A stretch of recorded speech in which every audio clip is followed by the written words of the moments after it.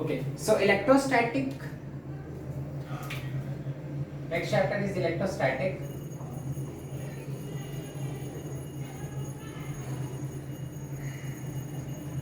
So, as its name indicate, electrostatic. It is basically study of charge at rest. कोई भी charge particle अगर stationary है, उस charge के बारे में हम सब कुछ study करते हैं. That is called electrostatic.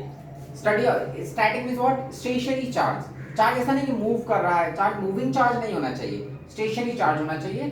तो study of charge at rest is what? Electrostatic. Study of charge at rest. It's called electrostatic. अब चार्ज बेसिकली, अब चार्ज क्या है फिर हम सोचते हैं. तो चार्ज इज अ पार्टिकल, कोई भी particle which can create electric field around it. If a particle can create electric field, if a particle can produce electric field around it, that is a charge particle. Charge particle which can produce electric field. अब कोई भी particle, जैसे ये board है, तो board charge नहीं है because board अपने चारों तरफ इलेक्ट्रिक फील्ड नहीं क्रिएट कर रहा है. तो this board is not a charge object. तो particle which can produce electric field, particle which can produce electric field around it. कोई भी पार्टिकल अगर अपने अराउंड एक इलेक्ट्रिक फील्ड क्रिएट कर लेता है, इलेक्ट्रिक फील्ड जनरेट कर लेता है, तो उसको हम चार्ज पार्टिकल बोलेंगे. तो हमारे पास जो चार्जेस हैं, there are two types of charges, positive and negative. Positive charge and negative. अब दोनों ही, अगर पॉजिटिव चार्ज है तो वो चारों तरफ इलेक्ट्रिक फील्ड क्रिएट करेगा. If it is a negative charge, it also generates electric field around it. So positive charge can create electric field, negative charge can also create electric field. Now then what is the difference between positive and negative? Because positive has a field around it and negative भी अपने around एक electric field create करता है. The difference between these two, for a positive जो electric field lines होते हैं, electric lines of forces are in outward direction. ये electric lines generate करता है. And for negative lines are in inward direction. So for positive charge lines are, electric lines of forces are in outward direction. For negative charge, electric lines of forces are in inward direction. These are electric lines of forces. Electric lines of forces. Why it is called electric lines of forces? Because it can exert. ये जो lines होती है ना, किसी दूसरे charge को force कर सकती हैं. तो it can exert force on any other charge particle. तो that's why it is called electric lines of forces. अब जैसे मान लो दो लाइट बल्ब जल रहे हैं, तो लाइट बल्ब अगर पास पास में हम लगा देते हैं तो लाइट रेज फोर्स नहीं करती एक दूसरे को, इसलिए उनको केवल लाइट रेज बोलते हैं. Those are not called rays of forces. उनको हम रेज ऑफ फोर्सेस नहीं बोलते बिकॉज़ 2 3 4 कितने भी लाइट रेज लगाते हो, वो रेज एक दूसरे को फोर्स नहीं करते, बट चार्जेस क्या करते हैं, फोर्स करते हैं. ये जो इलेक्ट्रिक लाइंस हैं, it can exert force on any other electric lines and any other charge particle. तो for positive lines are in outward direction, for negative lines are in inward direction. So on the basis of direction of electric lines of forces हम charges को identify करते हैं. ऐसा कोई lines दिखाई नहीं देता, ऐसा नहीं कि हमको लाइंस दिख रही हैं तो हम देख लिए कि पॉजिटिव लाइंस जनरेट कर रहा था, नेगेटिव लाइंस एक्सेप्ट कर रहा है, ऐसा कुछ नहीं होता. इनका नेचर अपोजिट है. मतलब पॉजिटिव का जो नेचर होता है वो नेगेटिव से अपोजिट होता है, इसलिए बोलते हैं हम पॉजिटिव को आउटवर्ड कंसीडर कर लेते हैं. So that negative charge is in opposite nature, इसलिए हम इसको इनवर्ड कंसीडर करते हैं. But we can not see these electric lines का डायरेक्शन. हम इनको फील कर सकते हैं बट इनका डायरेक्शन ऐसा कुछ दिखता नहीं. These are imaginary lines, real में ये एग्जिस्ट नहीं करती. हम इनके फोर्स को फील कर सकते हैं, इनको देख नहीं सकते. हम ये नहीं बता सकते कि कौन आउटवर्ड जा रहा है, कौन इनवर्ड जा रहा है. हम इनको फील कर सकते हैं. लाइक ग्रेविटेशन लाइंस ना, we all are attracted towards earth. तो अगर हम किसी भी पत्थर को गिराएंगे तो on the basis of force acting on that stone you can observe कि ग्रेविटेशन जो फोर्स है, that force is acting in downward direction. Clear? तो अगर हम उन ग्रेविटेशन लाइंस को देख तो नहीं सकते ना, अर्थ के चारों तरफ ग्रेविटी है, तो we can not see those lines ना. Those lines are imaginary lines. लेकिन अगर हम किसी ऑब्जेक्ट को, किसी पत्थर को ड्रॉप करते हैं जिसके पास मास हो, तो वो नीचे आता है. That stone is attracted towards us, it means that gravitational force is in downward direction. So on the basis of direction of force हम अर्थ के ग्रेविटी को ऑब्जर्व करते हैं. इन द सिमिलर वे में कहीं पे भी अगर इलेक्ट्रिक फील्ड लाइंस के डायरेक्शन को ऑब्जर्व करना है तो you have to place a charge. वो चार्ज पे फोर्स के बेसिस में हम डिसाइड कर पाएंगे कि किस डायरेक्शन में इलेक्ट्रिक लाइंस है. मतलब फोर्स के बेसिस में हम डिसाइड कर पाते हैं. ये ऐसा कुछ दिखाई नहीं देता कि पॉजिटिव है तो ऐसा बल्ब के जैसा जलेगा और नेगेटिव है तो वो बुझ जाएगा, ऐसा कुछ नहीं होने वाला है. मतलब ये लाइंस ऐसा दिखती नहीं. क्लियर? हमको फील करना था. You have to place a charge, small charge पे. then only you can observe कि in which direction electric field is there. So for positive lines are outward, for negative lines are in inward direction. अब हम कोई भी अगर atom लेते हैं तो एटम के अंदर क्या होता है, जितना नेगेटिव होता है उतना ही positive. So if suppose it is an hydrogen atom, it has one proton and one electron, तो जितनी भी लाइंस पॉजिटिव प्रोटॉन जनरेट करेगा वो सबको इलेक्ट्रॉन एक्सेप्ट कर लेता है. क्लियर? तो total negative is equal to total positive. That's why net अगर यहां से कोई ऑब्जर्व करता है, if someone is observing from outside, तो उसको कोई फील्ड नहीं मिलेगा, उसको कोई लाइंस नहीं मिलेगी. सो नेट चार्ज इसका क्या हो जाता है, zero. So an atom is electrically neutral because of presence of equal amount of negative and equal amount of positive charge. कोई दूसरा एटम है जिसके अंदर सपोज 4 इलेक्ट्रॉन्स हैं, तो प्रोटॉन्स भी कितने होंगे, 4 प्रोटॉन्स. इसका भी नेट चार्ज क्या हो जाएगा, 0. If it has 4 electrons, so 4 protons होंगे. तो again because of presence of equal amount of negative and equal amount of positive charge, net charge of this atom is also 0. किसी में 1000 electrons हैं, if there is a कोई object है उसमें 1000 electrons हैं, तो प्रोटॉन्स भी कितने होंगे, सॉरी 1000 इलेक्ट्रॉन्स 1000 प्रोटॉन्स. इसका भी नेट चार्ज क्या हो जाता है, 0. So because of presence of equal amount of negative and equal amount of positive charges, net charge of an atom, net charge of a molecule, net charge of a substance. जैसे ये board है, तो board का net charge क्या है, 0. हमारे human body का भी नेट चार्ज क्या है, 0. We all are electrically neutral because in our body there are equal amount of positive and equal amount of negative charge particles. So net charge, हमारा कोई भी नेट चार्ज होता है वो 0 ही रहता है. से कोई भी सब्सटेंस होता है उसका नेट चार्ज 0 रहता है. Clear? So net charge of any substance is 0 because of presence of equal amount of negative and equal amount of positive. जितना अंदर हमारे इस बोर्ड के अंदर जितने इलेक्ट्रॉन्स हैं उतने ही प्रोटॉन्स हैं. तो प्रोटॉन्स लाइन जनरेट कर रहे हैं, इलेक्ट्रॉन्स उनको एब्जॉर्ब मतलब एक्सेप्ट कर ले रहे हैं. हमको कोई लाइंस मिल ही नहीं रही है, मतलब इलेक्ट्रिक लाइन बोर्ड से बाहर नहीं आ पा रही है. All the lines which are generated by protons are accepted by electrons. So we are not getting any lines outside this board. So for us, this board is what, electrically neutral, because this board cannot generate electric lines of forces. So all the substances are electrically neutral because of presence of equal amount of negative and positive charge. Clear? अब अगर suppose हम दो charges को place करते हैं, two charge are placed of same nature, suppose एक positive है, यहाँ पे भी पॉजिटिव है, तो ये दोनों एक दूसरे को क्या करेंगे, रेपेल करेंगे. Because it has the first charge has tendency to generate lines. ये lines को generate करता है, ये भी lines को generate करता है, तो ये दोनों एक दूसरे के क्या बन जाएंगे, दुश्मन. Because these charges are of same nature. Clear? तुम अगर if you are preparing for NEET, तुमको डॉक्टर बनना है, कोई और स्टूडेंट है वो भी डॉक्टर बनना चाहता है, तो वो तुम्हारा क्या है, दोस्त है या दुश्मन है. तुमको भी डॉक्टर बनना है, उसको भी डॉक्टर बनना है, तो वो दुश्मन है ना, वो कंप्यूटर है तुम्हारा. क्लियर? अगर तुमको डॉक्टर बनना होता, उसको इंजीनियर बनना होता, तब तुमको उससे प्रॉब्लम नहीं थी. लेकिन अगर दोनों को डॉक्टर बनना है तब प्रॉब्लम है ना भाई. वो भी पढ़ रहा है, तुम भी पढ़ रहे हो, सीट्स लिमिटेड हैं, तो वो दुश्मन होते हैं कंपटीशन में. तो ये दोनों सेम चार्जेस हैं, सेम नेचर के, तो they are going to repel each other. जैसे दो बैंक हैं, ये भी बैंक है, ये भी बैंक है, तो दोनों बैंक एक दूसरे के दोस्त नहीं होते, क्योंकि बैंक ये अपने कस्टमर्स को पटाना चाहेगा अपने कस्टमर्स को, तो वो एक दूसरे के कंपटीटर होते हैं, दुश्मन होते हैं. तो they are going to repel each other.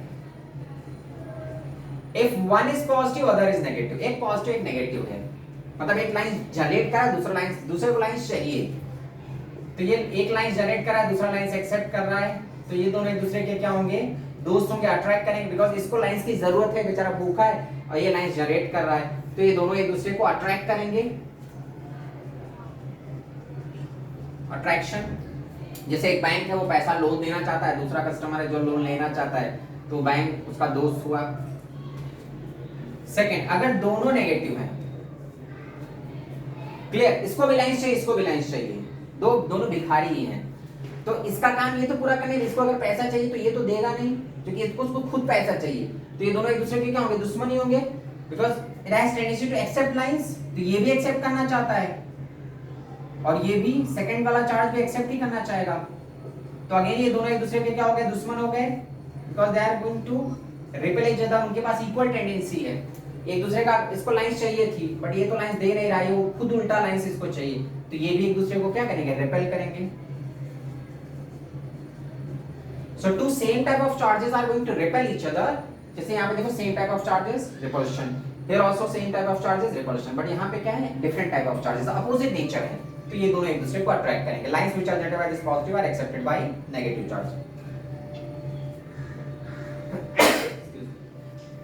So here also they are going to repel each other. तो same type of charges repel करते हैं और अपोजिट चार्जेस अट्रैक्ट करते हैं।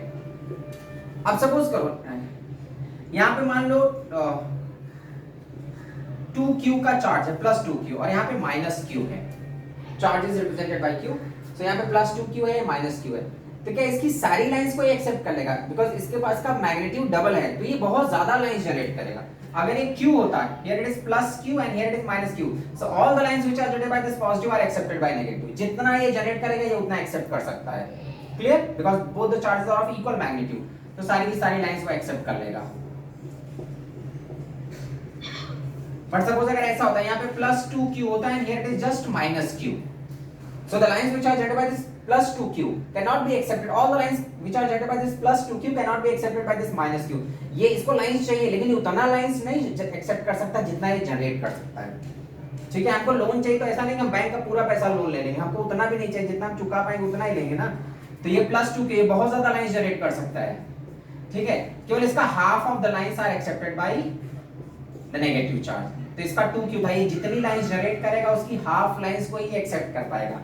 इसका पेट भर गया, इसको जितनी लाइन चाहिए थी इससे मिल गई, अभी भी इसके पास एक्स्ट्रा q की लाइंस है तो वो दूसरे साइड जाएंगी। मतलब ये उनको ऐसा नहीं कि प्लस q माइनस q, इसकी सारी लाइंस को एक्सेप्ट कर लेगा। उसकी एक लिमिट है, वो उसका जितना मैग्नीट्यूड होगा, जितनी कैपेसिटी उतना ही वो एक्सेप्ट करेगा। तो माइनस q है, ये प्लस 2q है, तो all the lines which are we can not count the lines, हम इसको काउंट नहीं कर सकते because these are imaginary line. But ये तो कंफर्म है कि जितनी लाइंस ये जनरेट करता है उसका हाफ ही एक्सेप्ट कर लेगा। अगर ये 100 लाइन जनरेट करेगा तो ये 50 एक्सेप्ट करेगा, अगर ये 1000 जनरेट करेगा तो ये कितना एक्सेप्ट करेगा? 500। Clear? In the next case, if suppose there is plus q charge and minus 2q, मैंने ऐसा चार्ज ले लिया, प्लस q चार्ज है, बगल में माइनस 2q है।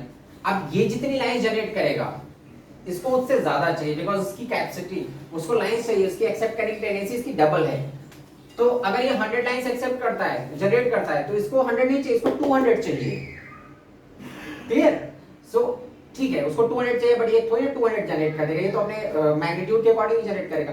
तो जितना ये जनरेट करता है वो उनकी लाइंस उसमें चली जाएंगी। मतलब all the lines which are generated by this positive charge is accepted by the negative charge, बस इसको और चाहिए तो ये कहीं और से एक्सेप्ट करेगा। तो इसके पास अभी भी और टेंडेंसी है। क्लियर? सो यहाँ पे all the lines which are generated by this plus q are accepted by minus 2q, but अभी भी इसकी टेंडेंसी ज्यादा है, मतलब अभी भी इसकी भूख मिटी नहीं है, इसके पास टेंडेंसी है। हाँ, ये जो लाइंस मैं शो कर रहा हूँ तो जरूरी यहाँ पे और कोई चार्ज है जो इसको लाइंस दे रहा है, ऐसा कुछ नहीं है। जरूरी कि बगल में चार्ज हो। अगर हम एक नेट माइनस चार्ज रखते हैं, माइनस चार्ज मतलब इसकी टेंडेंसी है लाइंस को एक्सेप्ट करने की, बट दैट डजंट मीन कि बगल में कोई चार्ज है जो उसको लाइंस जनरेट करके दे रहा है, ऐसा कुछ नहीं है। ये इसकी टेंडेंसी है, ये इसका नेचर है। बगल में कोई चार्ज होना जरूरी नहीं, ऐसा नहीं कि इसका नेचर है इलेक्ट्रिक लाइन से एक्सेप्ट करने की तो यहाँ पे एक पॉजिटिव चार्ज होना ही चाहिए, ऐसा जरूरी नहीं है। Clear? This is what its tendency is to accept the lines. जरूरी नहीं कि यहाँ पे कोई लाइंस दे रहा है तब ये एक्सेप्ट कर रहा है, नहीं मिल रहा है इसको तो नहीं एक्सेप्ट होगा, लेकिन इसकी टेंडेंसी है। मतलब यहाँ पे अभी भी इसकी आधी भूख पूरी हो गई, इसका प्लस क्यू था उसने लाइंस दे दिया, लेकिन अभी भी आधा भूख है इसके अंदर, मतलब और इसको मिलेगी तो लाइंस को एक्सेप्ट कर लेगा। हाँ, मिलेंगे तो ठीक है, नहीं मिलेंगे तो जरूरी है कि यहाँ पे कोई चार्ज होना ही चाहिए। A single charge can exist. Positive है, हाँ अभी आपने प्लस 2q और माइनस 2 का एग्जांपल दिया था ना, हाँ, तो उसमें आपने कहा था कि मतलब आपने कंफर्म है वो प्लस 2q के सारे electric field lines minus q से अट्रैक्ट होंगी। नहीं ऐसा प्लस 2q के पास जो टेंडेंसी वो बहुत ज्यादा है तो ये हाफ लाइंस को इसको देगा, उसके आगे नहीं लेगा एक्सेप्ट। उसकी जितनी एक्सेप्ट करने की टेंडेंसी थी वो पूरा हो गया। क्लियर? तो अभी भी इसके पास एक्स्ट्रा लाइंस है तो वो जनरेट करने की टेंडेंसी है अभी इसके पास। मेरे पास 2 लाख रुपए है, किसी को 1 लाख की जरूरत है, मैंने उसको 1 लाख दिया, इसका मतलब ये थोड़ी ना है कि मेरे पास 2 है तो मैं जबरदस्ती उसको 2 लाख दूंगा। उसको 1 लाख ही चाहिए तो मैं उसको 1 लाख दूंगा। अभी भी मेरे पास एक्स्ट्रा 1 लाख है तो मैं उसको फेंक नहीं दूंगा, मैं अपने पास रखा, मतलब अभी भी मेरे पास टेंडेंसी है 1 लाख देने की। क्लियर? बट इसका मतलब है वो टेंडेंसी है, ऐसा नहीं मैंने किसी फेंक दिया उसको 1 लाख उसको दे दिया, दूसरा उसने 1 लाख लिया तो मैं 1 लाख बाहर फेंक दिया, ऐसा नहीं। This is not just the lines direction, अभी भी इसके पास एक्स्ट्रा लाइंस है जो किसी और को दे सकता है। कोई चार्ज होगा तो एक्सेप्ट करेगा, नहीं है तो कोई प्रॉब्लम नहीं। Clear? So that is just a tendency का, अभी भी इसके पास लाइंस है जनरेट करने की। यहाँ पे वैसे इसका ऊपर वाले केस में क्या होता है, इसके पास जितनी लाइंस थी, इस पॉजिटिव चार्ज के पास जितनी लाइंस थी वो -2q एक्सेप्ट कर ले रहा है, बट अभी भी इसके पास कुछ टेंडेंसी है एक्सेप्ट करने की। इसकी बुक पूरी जितनी इसकी रिक्वायरमेंट थी उतनी लाइंस इससे नहीं मिली, ठीक है, जितनी मिली उसने एक्सेप्ट कर लिया, रिमेनिंग अभी भी उसकी टेंडेंसी है, उसको मिलेगा तो कहीं से और लाइंस को एक्सेप्ट करेगा, नहीं मिला है तो भी उसकी टेंडेंसी जिंदा है, उसको नहीं मिला तो भी उसकी टेंडेंसी है। Clear? So say opposite charges are going to attract each other and same type of charges are going to repel each other. अब next हम by using Coulomb's law we can find the magnitude of the force. With what magnitude they are going to attract या repel? ठीक है, this is what the nature. If there are two opposite type of charges, they are going to attract each other, and if same type of charges are there, they are going to repel. But with what magnitude they are going to attract या repel? By using which law we can calculate that force? So we have to use Coulomb's law.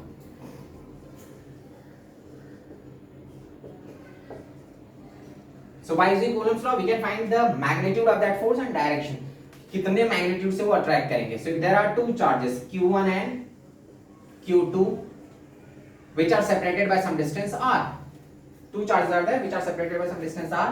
So the force acting between these two, according to Coulomb's law, force acting between these two is directly proportional to product of both the charges. F is directly proportional to Q1, Q2. मतलब दोनों का magnitude matter करता है। ऐसा नहीं कि एक charge है एक है ही नहीं, एक चार्ज होगा दूसरा न्यूट्रल होगा तो नहीं फोर्स करेगा, दोनों चार्ज होने चाहिए, उनका दोनों का प्रोडक्ट जितना ज्यादा होगा, मतलब force is directly proportional to the first charge, force is directly proportional to the second charge, and it is inversely proportional to square of separation between both the charges. तो अगर इनका सेपरेशन, अगर ये पास में है, if charges are closer to each other तो force ज्यादा स्ट्रांग होगा, चार्जेस को दूर करोगे तो दैट फोर्स डिक्रीजेस।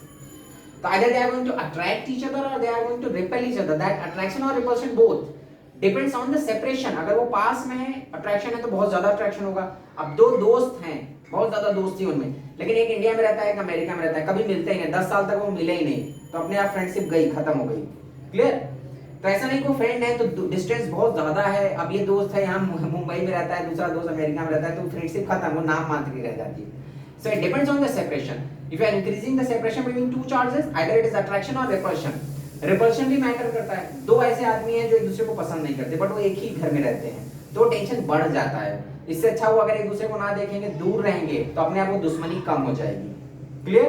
दो दुश्मन अगर एक ही घर में रहेंगे तो झगड़ा डेली झगड़ा ही होगा, लेकिन अगर दो दुश्मन दूर दूर रहते हैं, कभी मिलते ही नहीं एक दूसरे से, तो अपने आप वो जो झगड़ा है, जो दुश्मनी है, वो खत्म हो जाती है। So either they are attracting each other और they are repelling each other. It depends on the separation. अगर सेपरेशन बढ़ाते हैं तो अट्रैक्शन भी कम होता है, रिपल्शन भी कम होता है। सेपरेशन घटाते हैं तो अट्रैक्शन भी बढ़ता है और रिपल्शन भी बढ़ता है। So F is what? Directly proportional to Q1 Q2 divide by R²। यहाँ पे इस प्रोपोर्शनलिटी को हटाएंगे। So it depends on the medium. अब एक और चीज मैटर कर रहा है कि यहाँ पे क्या मीडियम है। What is the medium between these two charges? जैसे देखो F इज इक्वल टू, यहाँ पे कांस्टेंट हम यूज करते हैं electrostatic constant 1/4 pi epsilon not Q1 Q2 divide by R²। Even medium is also responsible for that force. Clear? कि इन दोनों charges के बीच में मीडियम कैसा है। How those electric lines depends on the medium, because अगर ये मीडियम, ये दोनों चार्जेस को मैंने एयर में प्लेस किया है, one is positive one is negative, two opposite charges are placed in air, बीच में एयर मतलब वैक्यूम है, कुछ है ही नहीं, so they are going to attract each other. उन्हीं दोनों चार्जेस को मैं वाटर के अंदर लेके चले जाऊंगा, सेम चार्जेस, उनको मैं वाटर के अंदर ले जाता हूं, तो दो चार्जेस के बीच में जब वाटर आएगा ना, तो वो वाटर क्या करेगा? इलेक्ट्रिक लाइंस को डिस्टर्ब करेगा। So because of that disturbance of those lines, electrostatic force decrease कर जाता है। तो हमने चार्ज चेंज नहीं किया, हमने सेपरेशन भी नहीं चेंज किया, we have just change the medium. दोनों चार्जेस को एयर से उठा के वाटर में रख दिया, तो वाटर में दोनों चार्जेस के बीच में वाटर आ गया, वाटर आएगा तो वो मीडियम डिस्टर्ब कर देता है फोर्स को। सपोज दो चार्ज के बीच में तुमने एक लकड़ी का टुकड़ा रख दिया, you are putting a wooden block here, so that wooden block is also going to disturb the force. If you are putting a glass here, तो ग्लास भी फोर्स को डिस्टर्ब करेगा, मतलब कम ही कर देता है। एयर में जब if two charges are placed in vacuum, force of attraction or force of repulsion is maximum. If you are placing some medium between those two charges, that force decreases. That medium चाहे कुछ भी रखो तुम, water, air, plastic, rubber, कुछ भी रखते हो, metal नहीं। अगर हम मेटल रख देते हैं तो फोर्स खत्म कर देता है। If you are placing a metal between these two charges, तो मेटल क्या करता है? इन दोनों का रिश्ता ही खत्म कर देता है, मतलब मेटल रखने पे इन दोनों के बीच का कोई अट्रैक्शन नहीं रह जाता। So it depends on the medium. That force between two charges depends on the medium also. ये जो epsilon naught, the constant which we are going to is 1/4 pi epsilon naught, 1/4 pi epsilon naught, इसकी value होती है 9 × 10⁹। इसमें epsilon naught को हम बोलते हैं permittivity of vacuum। permittivity of vacuum, and its value is 8.85 into 10 raised to minus 12. That's the value of permittivity of vacuum. Epsilon naught, इसको हम बोलते हैं epsilon naught. Epsilon naught. So the force between two charges depends on the medium. ऐसा नहीं कि केवल charge की value पे, मीडियम पे भी डिपेंड करता है. अगर दो चार्जेस के बीच में, दो दोस्त हैं, उनके बीच में कोई बीच में आ गया, फूट डाल रहा है, दोनों के बीच में एक दूसरे के खिलाफ भड़का रहा है, so that force is disturbed ना, that जो फ्रेंडशिप है वो डिस्टर्ब हो जाती है. तो बीच वाले होते हैं जो इधर उधर बात करते हैं या इधर से उधर, उधर का इधर करते हैं चुगली, तो उससे वो फोर्स को भी क्या करता है, वो फ्रेंडशिप को खत्म कर सकते हैं. सो यहाँ पे मीडियम जो होता है ना, वो भी मैटर करता है, वो भी रिस्पॉन्सिबल होता है. दो चार्जेस हैं एकदम अट्रैक्ट कर रहे हैं, बट मैंने बीच में एक मेटल रख दिया है, मेटल रख दोगे फोर्स खत्म. If you are putting a wooden block, तो कोई इंसुलेटर रखोगे ना, तो that insulator decreases the force, but if you are putting a metal, कोई कंडक्टर रख देते हो तो मेटल फोर्स को पूरी तरह खत्म कर देता है. So it depends on the medium also. If you are putting some medium between two, if you are changing the medium between two charges, that force also changes. So अब medium पे कैसे डिपेंड करता है? The maximum force between two charges in vacuum. अगर vacuum में है ना, तो ये epsilon naught जो होता है, ये vacuum का है, permittivity of vacuum. If some medium is placed, for a medium, ये epsilon naught नहीं रह जाता, तब epsilon हो जाता है, which is equal to k epsilon naught. If यहाँ पे दोनों चार्जेस के बीच में कोई मीडियम आ जाता है, so epsilon naught तब हम नहीं यूज करते, then permittivity is what? Epsilon, which is k into epsilon naught. K is dielectric constant, which is always greater than 1, greater or equal to 1. It is dielectric constant. अब dielectric बाद में हम detail में discuss करेंगे, यहाँ पे केवल इतना याद रखना कि k की वैल्यू 1 से ज्यादा होती है. So we are going to get this k in denominator. तो k denominator में है, तो वो फोर्स को डिक्रीज करता है. If you are increasing, if you are placing some dielectric, या if you are placing some insulator between two charges, so it is going to disturb that force. So force between two charges maximum if both the charges are placed in vacuum. अगर दोनों vacuum है तो force maximum होगा. If some medium is placed between two charges, तो force को decrease करता है वो. नहीं, मैं भेजूंगा, टेंशन मत लो.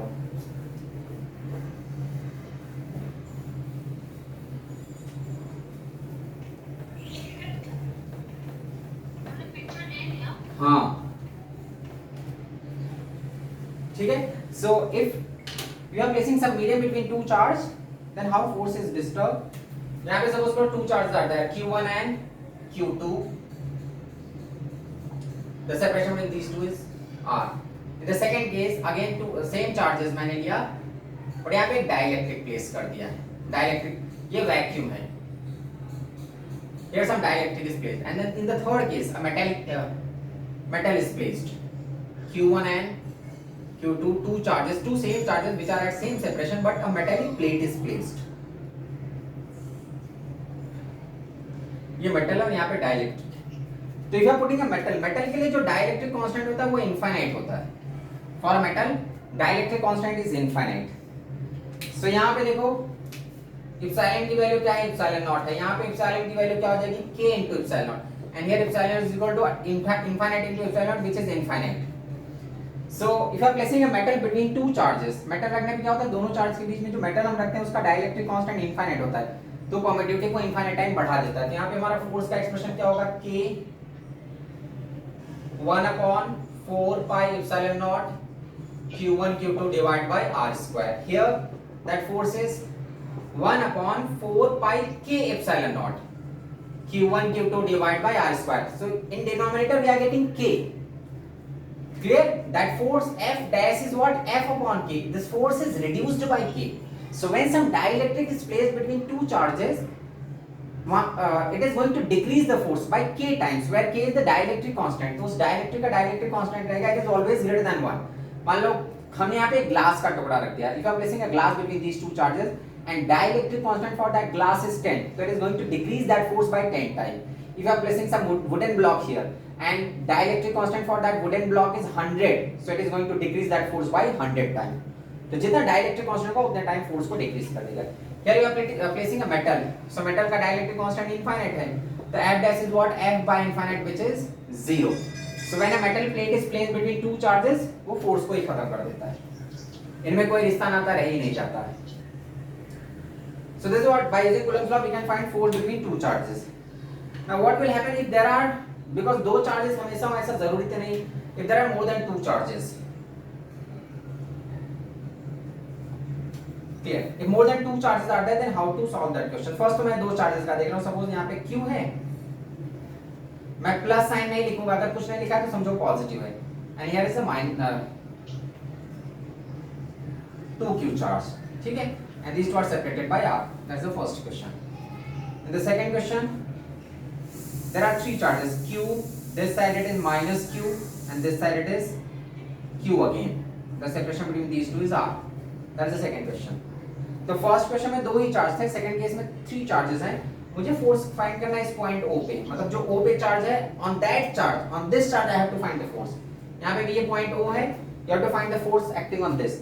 मैं इस पे भी निकाल सकता हूँ, इस पे भी निकाल सकता हूँ, तो मैं चलो तीनों पे निकाल के दिखाऊंगा. चलो ठीक है, मैं सब पे निकाल देता हूँ. A है, B है, यहाँ पे मैं तीन चार्जेस रखा, A, B and C. Find the force acting on each and every charge.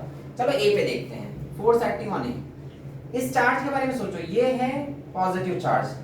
So a charge can not exert force on itself. कोई भी चार्ज खुद से अपने आप को फोर्स नहीं कर सकता. Clear? So this charge can not exert force on itself, but it is surrounded by this charge. इसके बगल में ये है. So this charge is forced by the charge which is situated at B. अब ये दोनों पॉजिटिव पॉजिटिव हैं, तो ये इसको क्या करेगा? अट्रैक्ट करेगा या repel? This charge is going to repel this charge because both the charges are of same nature. तो ये इसको रिपेल करेगा. किधर? लेफ्ट की तरफ.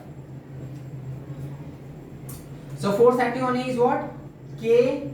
Instead of writing 1/4 pi epsilon, इसको मैं K लिख रहा हूँ. समझो ये कैपिटल K है. That is electrostatic constant. K Q 2Q divided by R square. Now if you are finding force on B, अब मुझे B पे force निकालना है. Just observe करो B को. B खुद से अपने ऊपर, यहाँ पे जो चार्ज 2Q है, so 2Q अपने आप को नहीं फोर्स करेगा. This charge is forced because of this charge. तो ये भी पॉजिटिव, ये भी पॉजिटिव, ये भी उसको रिपेल करेगा. तो F A इधर आएगा और F B इधर आएगा. Both the forces are in opposite direction, but magnitude same रहेगा. Again K 2Q divided by R square. So F, both the forces are of same magnitude but in opposite direction because ये दोनों एक दूसरे को repel कर रहे हैं. In the second question, now if you have to find force on A, अब मुझे A पे फोर्स निकालना है. चलो इस चार्ज को पकड़ो. इसको ये भी फोर्स करेगा, ये भी फोर्स करेगा बिकॉज़ इसके बगल में दो चार्जेस हैं. तो this charge is force because of this charge and because of this charge. ये पॉजिटिव है, these two charges are positive, so this charge is going to repel this. तो ये इसको रिपेल करेगा. Repulsion F1. और what about this charge? The force due to the charge which is situated at C. This is negative and this is positive, so it is going to attract. तो A पे जो B वाला, B की वजह से force आएगा वो left side में आएगा और C की वजह से फोर्स किधर आएगा? राइट साइड में. If you are finding force on B, so again B is the charge which is situated at B. That charge is forced because of the charge which is situated at A and because of the charge which is situated at C. Now, if you are observing the force due to A, तो ये दोनों positive है, तो ये इसको repel करेगा और ये वाला इसको क्या करेगा? अट्रैक्ट करेगा सेम डायरेक्शन में because it is a negative charge. Clear? Now, the force acting on C, if you are observing the charge which is situated at C, it is the negative charge and these two are positive. तो B वाला charge उसको खींचेगा और A वाला भी खींचेगा. So both the forces are acting in the same direction. FA and FB. Clear? So now if you are finding net force, so अभी मैं net force निकाल रहा हूँ. तो if you are finding net force acting on A, तो A पे देखो, right side के फोर्सेस को मैं पॉजिटिव लूंगा, लेफ्ट साइड के फोर्सेस को negative. So force between these two is what? K Q by R square and it is repelled because of this.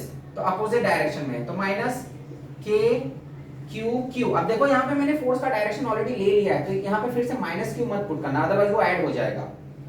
अभी जैसे यहाँ पे स्टूडेंट्स कंफ्यूज होते हैं, उनको लगता है इसका तो Q है उसका माइनस Q है. So on the basis of that sign only ना मैंने इसका डायरेक्शन उल्टा कर दिया है. तो ऑलरेडी मैंने डायरेक्शन को उल्टा कर दिया, so that's why I am subtracting here. तो फिर से यहाँ पे माइनस मत पुट करना, इसका केवल मैग्नीट्यूड लेना. Once you have decided the direction of force, after that just take the magnitude of the charge. Clear? Because how you have decided the direction of force on the basis of nature of the charge only, na?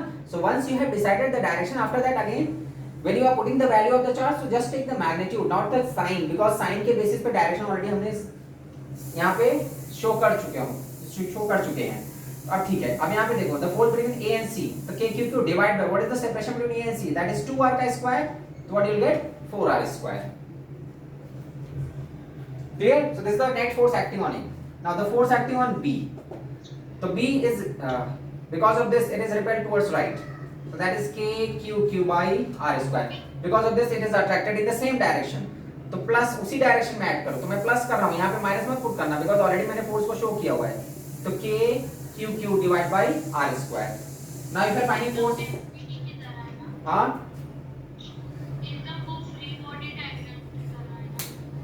मतलब यहाँ पे ये move, these particles are not moving, that's why you cannot say it is the law of motion type of questions, because उसमें क्या होता है move करते हैं, बट यहाँ पे मूव नहीं कर रहे हैं।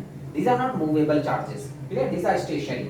We are just finding the force, but because of this force ये मूव नहीं कर रहा है।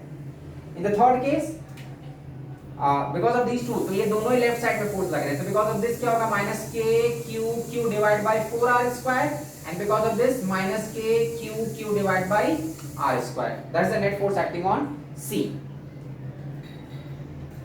Clear? So here all the forces we are getting either in the same direction or in opposite direction. That's why directly we have added and subtracted. If suppose forces are making some angle, then how to handle those type of questions? Third, if suppose charges are placed, if charges are placed on the corners of a triangle, there is an equilateral triangle. There is an equilateral triangle and charges are placed like this: Q, minus Q here and 2Q here. These are the charges. 3 charges are placed at the corner of an equilateral triangle. The separation is R, the side length. So now this charge is forced.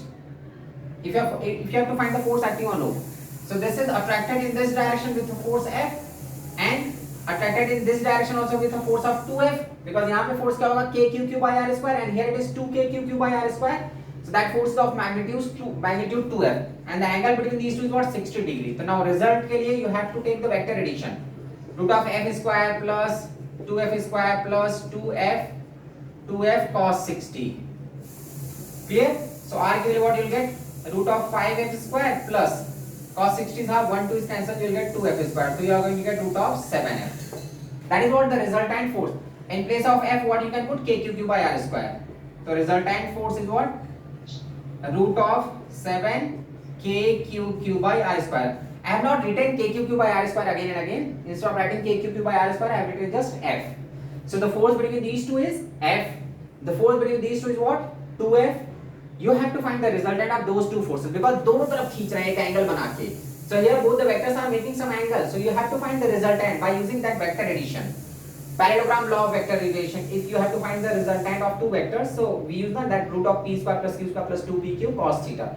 So here we are finding the force acting on this because of these two charges. So because of this charge, on the basis of sign of the charge, I have shown the force. So because of this charge, it is attracted, and because of this also it is attracted. यहाँ पे force कितना होगा, KQQ by R square. So I have not written that KQQ by R square. Instead of writing I KQQ by R square, I have just written F. Here